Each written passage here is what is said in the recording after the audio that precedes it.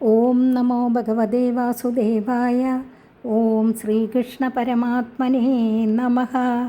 ശ്രീമദ് ഭാഗവതം ചതുർത്ഥസ്കന്ധം 20-ാം അധ്യായം. ഋഷിരുവാച ഭഗവാനപി വൈകുണ്ഠഃ സാകം ഭഗവതാ വിഭുഃ യത്നൈര്യജ്ഞപതി സ്വിഷ്ടോ യത്നഭുക്തമഭാഷത. ഋഷി പറഞ്ഞു, യാഗകർമ്മത്താൽ സന്തുഷ്ടനായ ശ്രീഹരി രാജാവിന് വരം നൽകിയതിനെ ഈ 20-ാം അധ്യായത്തിൽ വിവരിക്കുകയാണ്. യത്നത്തിൽ ഭാഗം സ്വീകരിച്ചിരിക്കുന്ന സകല ദേവന്മാരിലും വ്യാപിച്ചിരിക്കുന്ന പരമാർത്ഥ ചൈതന്യം യാതൊരുവനോ അവനാകുന്നു സാക്ഷാൽ ശ്രീഹരി. യാഗങ്ങൾ കൊണ്ട് വിധിപ്രകാരം രാജാവിനാൽ പൂജിക്കപ്പെട്ട ആ ഭഗവാൻ ശ്രീ വൈകുണ്ഠൻ ഇന്ദ്രനോടുകൂടെ പ്രത്യക്ഷനായിട്ട് രാജാവിനോട് ഈ വിധം പറഞ്ഞു. ശ്രീ ഭഗവാനുവാച യേഷദേ കാരഷീത് ഭംഗം ഹയമേധശതസ്യഃ ക്ഷമാപയത ആത്മാനം മമുഷ്യക്ഷന്തുമർഹസി. ശ്രീ ഭഗവാൻ പറഞ്ഞു, ബ്രഹ്മവാക്യത്താൽ ഇന്ദ്രനോട് രാജാവ് സ്നേഹമായി എന്ന് പൂർവാധ്യായത്തിൽ പറഞ്ഞുവെങ്കിലും മനസ്സിൽ മൗഢ്യം നിശേഷം നീങ്ങാതിരിക്കുന്നതിനെ അറിഞ്ഞ ഭഗവാൻ ശ്രീഹരി പൃഥുവിൻ്റെ കർമാസക്തിയെയും മനഃപ്രസാദമില്ലായ്മയെയും തീർത്തനുഗ്രഹിപ്പാനായിട്ട് സമാധാനിപ്പിക്കുന്നു. ഹേ രാജൻ, ഇവൻ അങ്ങയുടെ 100-ാമത്തെ അശ്വമേധത്തെ വിഘ്നപ്പെടുത്തിയതിൽ ലജ്ജിച്ചും കൊണ്ട് അങ്ങയെ ക്ഷമിപ്പിക്കുവാനായി ഇതാ വന്നിരിക്കുന്നു. ആത്മഭൂതനായിരിക്കുന്ന ഈ ദേവേന്ദ്രനിൽ അങ്ങ് ക്ഷമയെ പ്രകാശിപ്പിക്കുവാൻ യോഗ്യനാകുന്നു. സുധിയ സാധവോ ലോകേ നരദേവ നരോത്തമാഹ നാഭിദ്രുഹ്യന്തി ഭൂതേഭ്യോ യർഹിനാത്മാ കളേവരം.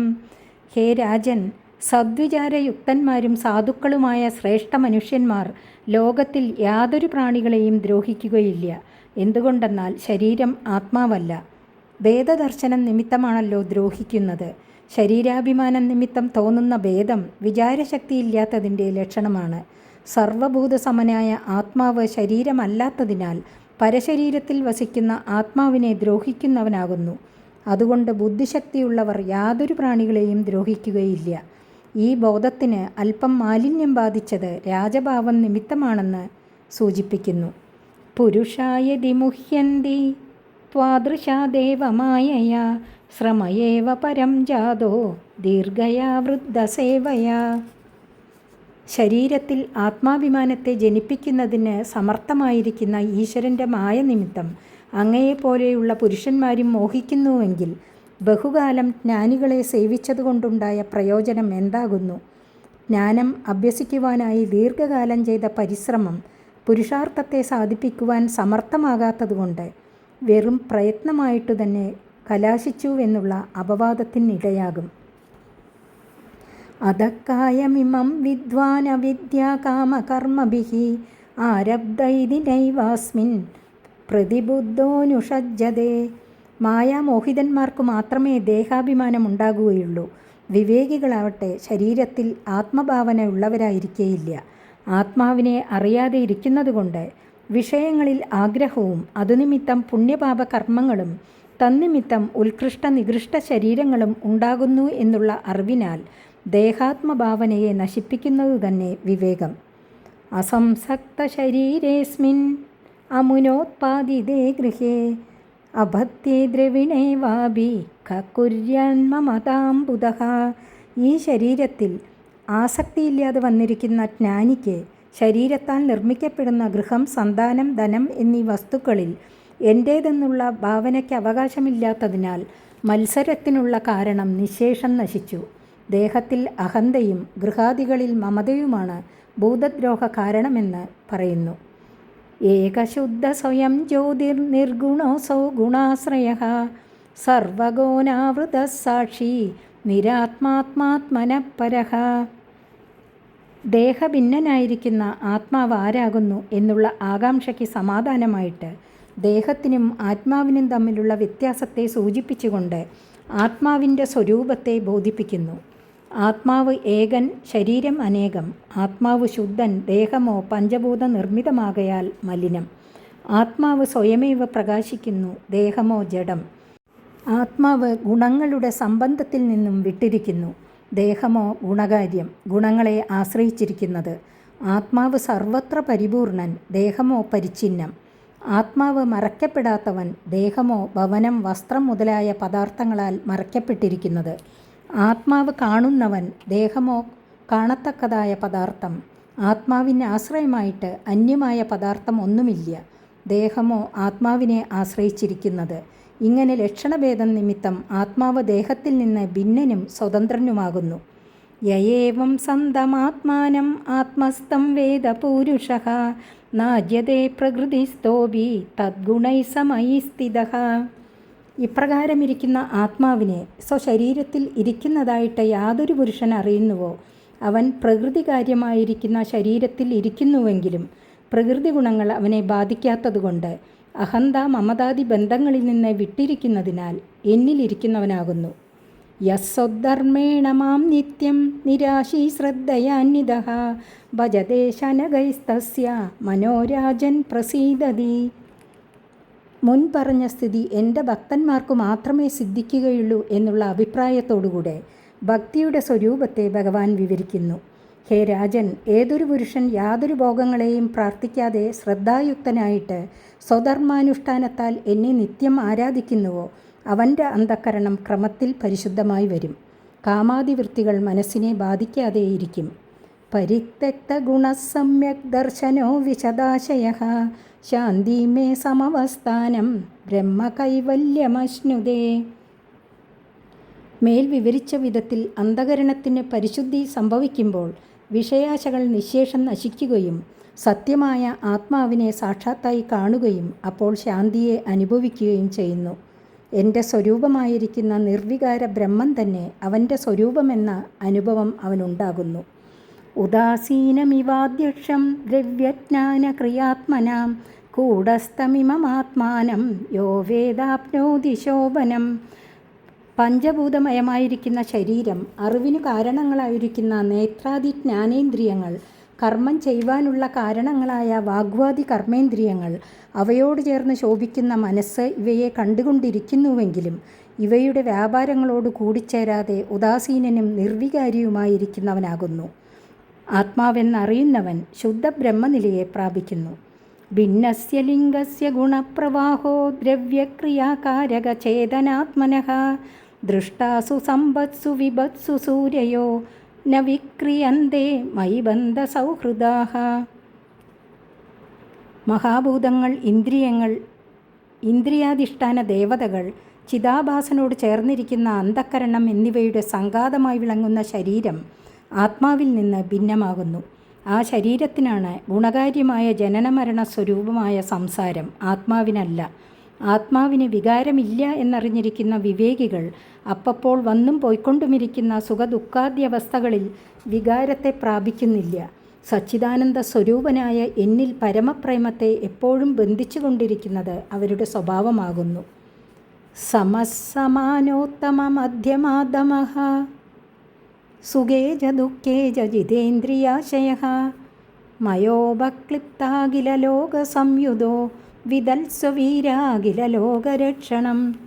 ഹേ വീര, അങ്ങ് സുഖദുഃഖങ്ങളിൽ സന്തോഷ സന്താപഭാവങ്ങളെ ആശ്രയിക്കാതെയും ഉത്തമന്മാർ, മധ്യമന്മാർ, അധമന്മാർ എന്നിങ്ങനെ ഗുണഭേദങ്ങളാൽ ഭിന്ന സ്വഭാവന്മാരായിരിക്കുന്ന എല്ലാവരിലും സമാനനായും ഇന്ദ്രിയങ്ങളെയും അന്ധഃകരണത്തെയും സ്വാധീനപ്പെടുത്തിയും കൊണ്ട് എന്നാൽ നിശ്ചയിക്കപ്പെട്ടിരിക്കുന്ന മന്ത്രിമാർ മുതലായ രാജ്യാംഗങ്ങളോട് കൂടിച്ചേർന്ന് സകല ലോകത്തെയും വേണ്ടതുപോലെ പാലിക്കുക. അതുതന്നെ സമുചിത കർമ്മം.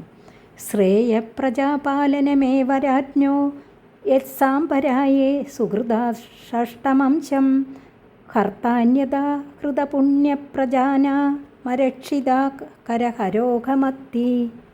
രാജാവിന് പരമശ്രേയസാധനം പ്രജാപരിപാലനമാകുന്നു. ആ ധർമാനുഷ്ഠാനത്താൽ കാലത്തെ കഴിച്ച രാജാവ് ഭൗതികത്തെ ഉപേക്ഷിച്ച് പരലോകത്തിൽ ചെല്ലുന്ന സമയം പ്രജകൾ അനുഷ്ഠിച്ച സുഹൃതങ്ങളുടെ 1/6 രാജാവിന് സിദ്ധിക്കുന്നതിനാൽ സ്വർഗഭോഗങ്ങളെ അനുഭവിച്ച് സുഖിക്കുവാൻ സാധിക്കും. അപ്രകാരം ചെയ്യാതെ പ്രജകളിൽ നിന്ന് കപ്പം മാത്രം പിരിക്കുന്ന പക്ഷം രാജാവിൻ്റെ പുണ്യങ്ങളെ പ്രജകൾ അപഹരിക്കുന്നു. രാജാവിന് പാപം മാത്രം അവശേഷിക്കുന്നു. അതിനാൽ നരകത്തിൽ പരമദുഃഖം അനുഭവിക്കേണ്ടി വരും. അതുകൊണ്ട് സ്വധർമ്മത്തെ പരിപാലിക്കുന്നത് സമുചിതമാകുന്നു. ഏവം ദ്വിജാഗ്രാനുമതാനുവൃത്തധർമ്മപ്രധാന്യോന്യതമോവദാസ്യാഃ ഹ്രസ്വേന കാലേന ഗൃഹോപയാതാൻ ദ്രഷ്ടാസി സിദ്ധാൻ അനുരക്തലോകഃ. വേദജ്ഞന്മാരായ ബ്രാഹ്മണർക്ക് സമ്മതവും അങ്ങയാൽ പരമ്പരക്രമാനുസരണം അനുഷ്ഠിക്കപ്പെട്ടതുമായ പ്രജാപരിപാലന സ്വധർമ്മത്താൽ അന്യങ്ങളായ അർത്ഥകാമങ്ങളെന്ന പുരുഷാർത്ഥങ്ങളും സാധിക്കും. പ്രജകൾ അങ്ങയിൽ അനുരക്തന്മാരായി ഭവിക്കുകയും ചെയ്യും. അങ്ങനെ ഭൂമിയുടെ പാലകനായിരിക്കുന്ന ഭവാൻ ഏറെ താമസിയാതെ സ്വരാജധാനിയുടെ സമീപത്തുള്ള ഉപവനത്തിൽ വന്നിരിക്കുന്ന സിദ്ധന്മാരായ സനൽകുമാരാദികളെ കാണും. ഞാനിപ്പോൾ സംഗ്രഹിച്ചുപദേശിച്ചതായ മോക്ഷമാർഗത്തെ അവർ വിസ്തരിച്ചുപദേശിക്കും. അതിനാൽ മോക്ഷവും സിദ്ധിക്കും. വരം ച മത്കഞ്ചന മാനവേന്ദ്ര വൃണീഷ്വദേഹം ഗുണശീലയന്ത്രിതഃ നാഹം മഗേർവൈ സുലഭസ്തഭോഭിര്യോഗേന വായത് സമചിത്തവർത്തി. മനുഷ്യവർഗത്തിൽ ഉത്തമനായിരിക്കുന്ന ഹേ രാജശ്രേഷ്ഠ, ഞാൻ അങ്ങയുടെ ശാന്തി ദാന്ത്യാദി ശ്രേഷ്ഠ ഗുണങ്ങളും നിഷ്പക്ഷപാത സ്വഭാവവും നിമിത്തം പ്രസന്നനായിരിക്കുന്നു. യാഗകർമ്മങ്ങൾ കൊണ്ടോ തപസ്സുകൾ കൊണ്ടോ യോഗം കൊണ്ടോ എന്നെ പ്രാപിപ്പാൻ എളുപ്പമല്ല. സമസ്വഭാവമുള്ള ചിത്തത്തിൽ വസിക്കുന്നത് എൻ്റെയും സ്വഭാവമാകുന്നു. സമചിത്തനായ അങ്ങയാൽ വശീകരിക്കപ്പെട്ട എന്നിൽ നിന്ന് ഇഷ്ടമുള്ള വരം വരിച്ചുകൊള്ളുക. മൈത്രേയ ഉവാച. സയിത്തം ലോകഗുരുണ വിശ്വക്സേനേന വിശ്വജിത് അനുശാസിത ആദേശം ശിരസാ ജഗൃഹേ ഹരേഹേ. മൈത്രേയർ പറഞ്ഞു, ബ്രഹ്മാദി ദേവന്മാരാൽ പൂജ്യനും സർവത്ര സ്വാജ്ഞയെ നടത്തുന്നവനുമായ ഭഗവാൻ ഇപ്രകാരം ഉപദേശിച്ചു. സ്വശക്തിയാൽ ഭൂലോകം മുഴുവനും സ്വാധീനപ്പെടുത്തിയിരിക്കുന്ന പൃഥുചക്രവർത്തി ഹരിയുടെ ആ കൽപ്പനയെ ബഹുമാനപൂർവം സ്വീകരിച്ചു. സ്പൃശന്തം പാദയോർ പ്രേംണ വ്രീഡിതം സ്വേന കർമ്മണ ശതക്രതും പരിഷ്വജ്യ വിദ്വേഷം വിസസർജഃ. അശ്വത്തെ അപഹരിച്ചതായ സ്വപ്രവൃത്തി നിമിത്തം ലജ്ജിച്ചും അതിൻ്റെ പരിഹാരത്തിനായി ചക്രവർത്തിയുടെ പാദങ്ങളെ കൈകൾ കൊണ്ട് സ്നേഹപൂർവ്വം സ്പർശിക്കുന്നവനുമായ ഇന്ദ്രനെ ആലിംഗനം ചെയ്ത ശേഷം മത്സരത്തെ നിശ്ശേഷം വിട്ടുകളഞ്ഞു. ഭഗവാനഭിവിശ്വാത്മാ പൃഥുനോപഹൃതാർഹണഃ സമുജ്ജിഹാനയാ ഭക്ത്യാ ഗൃഹീതചരണാംബുജഃ പ്രസ്ഥാനോഭിമുഖോപി ഏനമനുഗ്രഹവിളംബിതഃ പശ്യൻ പത്മപലാശാക്ഷോ ന പ്രദസ്തേ സുഹൃത് സദാം. സകല ചരാചരങ്ങളിലും ആത്മാവായിരിക്കുന്ന ഭഗവാന്റെ സമീപത്ത് പൃഥുചക്രവർത്തി അർഘ്യപാദ്യാദി പൂജാസാധനങ്ങളെ സമർപ്പിച്ച് പ്രദക്ഷിണം വർദ്ധിച്ചു വരുന്ന ഭക്തിയോടുകൂടെ പാദപത്മങ്ങളിൽ നമസ്കരിച്ചു. സജ്ജനങ്ങളുടെ സുഹൃത്തായിരിക്കുന്ന ശ്രീഹരി പോവാനായി ഒരുങ്ങിയെങ്കിലും പൃഥുവിനെ അനുഗ്രഹിപ്പാൻ വേണ്ടി പിന്നെയും അവിടെ താമസിച്ചു. താമരദളം പോലെ മനോഹരങ്ങളായ നേത്രങ്ങളാൽ കടാക്ഷിച്ചു നിന്നതിനാൽ പുറപ്പെട്ടു പോയില്ല. സ ആദിരാജോ രചിതാഞ്ജലിർഹരിം വിലോകിതും നാശകദശ്രുലോചനഃ ന കിഞ്ചനോ വാചസ ബാഷ്പവിക്ലബോ ഹൃദോ ബഗുഹ്യാം ഉപദാതവസ്ഥിതഃ. തന്നിൽ കരുണയോടുകൂടിയ ഭഗവാൻ പോവാൻ പുറപ്പെട്ടിരിക്കുന്നതിനെ അറിഞ്ഞ ആദിരാജനായ പൃഥു ശിരസിൽ അഞ്ജലിബന്ധം ചെയ്തു തൊഴുതപ്പോൾ നേത്രങ്ങളിൽ ജലം നിറഞ്ഞതിനാൽ ഭഗവാനെ നോക്കുവാൻ കഴിഞ്ഞില്ല. ബാഷ്പം നിമിത്തം കണ്ടത്തിന് തടസ്സം സംഭവിച്ചതിനാൽ ഒന്നും പറയുവാനും സാധിച്ചില്ല. പിന്നെ എന്തു ചെയ്തുവെന്നാൽ അവിടെ തന്നെ നിന്നിട്ട് ഹൃദയത്താൽ ഭഗവാനെ ആലിംഗനം ചെയ്ത് ഹൃദയത്തിൽ ഉറപ്പിച്ചു. അഥാവമൃജ്യാശ്രുകലാവിലോകയന്നതൃപ്തദൃഗ്ഗോചരമാഹ പൂരുഷം പദാസ്പൃശന്തം ക്ഷിതിമംസ ഉന്നതേ വിന്യസ്തഹസ്താഗ്രമുരംഗവിദ്യുഷഃ. അനന്തരം നേത്രങ്ങളിൽ നിറഞ്ഞിരിക്കുന്ന അശ്രുഗണങ്ങളെ തുടച്ചു നോക്കിയിട്ടും മതിവരാതെയിരിക്കുന്ന കണ്ണുകൾക്ക് വിഷയമായും തന്നിലുള്ള കാരുണ്യാതിരേകം നിമിത്തം പാദത്താൽ ഭൂതലത്തെ സ്പർശിച്ചും ഗരുഡൻ്റെ ഉന്നതമായ കണ്ടത്തിൽ കൈത്തലത്തെ വെച്ചും കൊണ്ടു നിൽക്കുന്ന പുരുഷോത്തമനോട് പറഞ്ഞു. പൃഥുരുവാച. വരാൻ വിഭോ തദ്വരദേശ്വരാദ്ഭുതഃ കഥം വൃണീതേ ഗുണവിക്രിയാത്മനാം നാരകാണാം അഭിസന്ധിദേഹിനാം താനീശ കൈവല്യ പദേ വൃണേന ച. പൃഥുരാജാവ് പറഞ്ഞു, എല്ലായ്പ്പോഴും എല്ലാറ്റിനെയും നൽകുന്നതിന് സമർത്ഥനും പരമപുരുഷാർത്ഥമായ മോക്ഷത്തെ നൽകുന്ന അധിപതിയുമായ അങ്ങയിൽ നിന്ന് പുത്രകളത്ര ധനധാന്യ സമൃദ്ധി രൂപങ്ങളായ വരങ്ങളെ അറിവുള്ളവൻ എങ്ങനെ വരിക്കും? അങ്ങയിൽ നിന്ന് വരിപ്പാൻ തക്ക യോഗ്യത ആ വിഷയങ്ങൾക്കില്ല. ഇവ അത്യന്തം തുച്ഛങ്ങളാകുന്നു. എന്തുകൊണ്ടെന്നാൽ ഗുണകാര്യങ്ങളായ വിഷയങ്ങളിൽ മനസ്സുവെച്ചതായ ദോഷം നിമിത്തം ശ്വാക്കൾ, വരാഹങ്ങൾ എന്നിങ്ങനെയുള്ള നീചയോനികളിൽ ജനിച്ചിരിക്കുന്ന നികൃഷ്ട ജീവികൾക്കും കൂടെ സുലഭങ്ങളല്ലയോ വിഷയസുഖസാധനങ്ങൾ. അങ്ങനെയിരിക്കെ അവയെ തന്നെ അങ്ങയിൽ നിന്ന് അനുഗ്രഹരൂപേണ അപേക്ഷിച്ചു വാങ്ങുന്ന ഒരുവൻ അറിവുള്ളവനായിരിക്കുന്നതെങ്ങനെ? ഹേ ഈശ്വര, ആ വക വിഷയഭോഗങ്ങളെ ഞാൻ വരിക്കുന്നില്ല. ന കാമയേ നാഥ തദപ്യഹം ക്വചിന്ന യത്ര യുഷ്മശ്ചരണാംബുജാസവഃ മഹത്തമാന്തർഹൃദയാൻമുഖച്യുതോ വിദൽസ്വകർണായുധമേഷമേ വരഃ. കൈവല്യപതിയായിരിക്കുന്ന അങ്ങയിൽ നിന്ന് കൈവല്യത്തെയും ഞാൻ കാക്ഷിക്കുന്നില്ല. കാരണം കൈവല്യപ്രാപ്തിയിൽ അങ്ങയുടെ പരമഭക്തന്മാരുടെ ഹൃദയാന്തർഭാഗത്തിൽ നിന്ന് പുറപ്പെട്ട് മുഖദ്വാരത്തിൽ കൂടെ പുറമേ ഒഴുകിവരുന്ന അങ്ങയുടെ പാതാരവിന്ദത്തിലെ മകരന്തം ആസ്വദിപ്പാൻ സാധിക്കുകയില്ലല്ലോ. അങ്ങയുടെ ആ കഥാമൃതത്തെ കേട്ട് ആനന്ദിപ്പാൻ 10,000 കർണങ്ങൾക്കുള്ള ശക്തി എൻ്റെ ഈ 2 കർണങ്ങൾക്കുണ്ടാകുവാൻ അനുഗ്രഹിച്ചാൽ മതി. ഇതാണ് സമുചിത വരമെന്ന് എനിക്ക് തോന്നുന്നു. സ ഉത്തമ ശ്ലോകമഹന്മുഖച്യുതോ ഭവത്പദാംബോജസുധാകണാനിലഃ സ്മൃതിം പുനർവിസ്മൃതതത്വവർത്മനാം കുയോഗിനാം നോ വിതരത്യലം വരേഹി. ആത്മസ്വരൂപാനന്ദത്തെ മറച്ചിരിക്കുന്ന മൂടുപടമായ അജ്ഞാനം നീക്കിക്കളയുവാൻ ശക്തിയുള്ള മനോഹര യശസ്സോടുകൂടിയ ഭഗവൻ, വിഷയാസക്തി നിമിത്തം തത്വമാർഗത്തെ മറന്നിരിക്കുന്ന കുൽസിതന്മാരായ ഞങ്ങൾക്ക് രണ്ടാമതും ആ തത്വസ്മൃതിയെ ജനിപ്പിക്കുവാൻ അങ്ങയുടെ പരമപ്രേമത്തിന് പാത്രീഭൂതന്മാരായ ഭക്തമോത്തമന്മാരുടെ മുഖത്തിൽ നിന്ന് ഒഴുകിവരുന്ന അങ്ങയുടെ പാതാരവിന്ദാമൃതത്തിൻ്റെ ലേശത്തോട് ചേർന്ന് വീശുന്ന കാറ്റിനുകൂടി ശക്തിയുള്ളതിനാൽ ആ കഥാമൃത ആസ്വാദന ശ്രദ്ധയെ തന്നെ എനിക്ക് നൽകണം. അന്യവരങ്ങൾ കൊണ്ട് ബലമില്ല. കഥാശ്രവണം പരമകൈവല്യത്തെയും സാധിപ്പിക്കുന്നതാകയാൽ അതിനു സാധിച്ചാൽ എല്ലാം സാധിക്കുമെന്ന് താൽപ്പര്യം. യശശിവം സുശ്രവ ആര്യസംഗമേ യദൃച്ഛയാ ചോപ ശൃണോതി തേ സകൃത് കഥം ഗുണജ്ഞോ വിരമേദ്യുനാ പശും ശ്രീര്യത് പ്രവവ്രേ ഗുണസംഗ്രഹേച്ഛയാ. സർവപുരുഷാർത്ഥങ്ങളെയും നിഷ്പ്രയാസം സാധിപ്പിക്കുന്നതിന് സമർത്ഥമായ യശസ്സോടുകൂടിയ ഭഗവൻ, അങ്ങയുടെ ഭക്തന്മാരായ ആര്യന്മാരുടെ സംസർഗം നിമിത്തം ആനന്ദകരമായ അങ്ങയുടെ യശസ്സിനെ എതിർച്ചയാ ഒരിക്കൽ കേൾപ്പാൻ സംഗതി വന്നാൽ പശുതുല്യനായ മനുഷ്യനല്ല ഗുണഗ്രാഹിയാണെന്നു വരികിൽ ആ കഥ കേട്ടതു മതിയെന്ന് അവൻ വിചാരിക്കുകയില്ല. സർവഗുണങ്ങളെയും തന്നിൽ സംക്രമിപ്പാനുള്ള ഇച്ഛ നിമിത്തം സാക്ഷാൽ മഹാലക്ഷ്മി അങ്ങയുടെ കീർത്തിയെ തന്നെ കേട്ടുകൊണ്ടിരിക്കുന്നു. അതിനാൽ കഥാശ്രവണം നിമിത്തം സാധിക്കാത്തതായ പുരുഷാർത്ഥം ഒന്നുമില്ല. അനുഷ്ഠാനകാലത്തിൽ ഭജനാനന്ദവുമായി അഥാ ഭജേത്വാഖില പൂരുഷോത്തമം ഗുണാലയം പത്മകരേവലാലസഃ അപ്യാവയോരേകപതി സ്മൃതോ കലിർ ന സ്യാത് കൃതത്വച്ചരണൈകതാനയോഃ.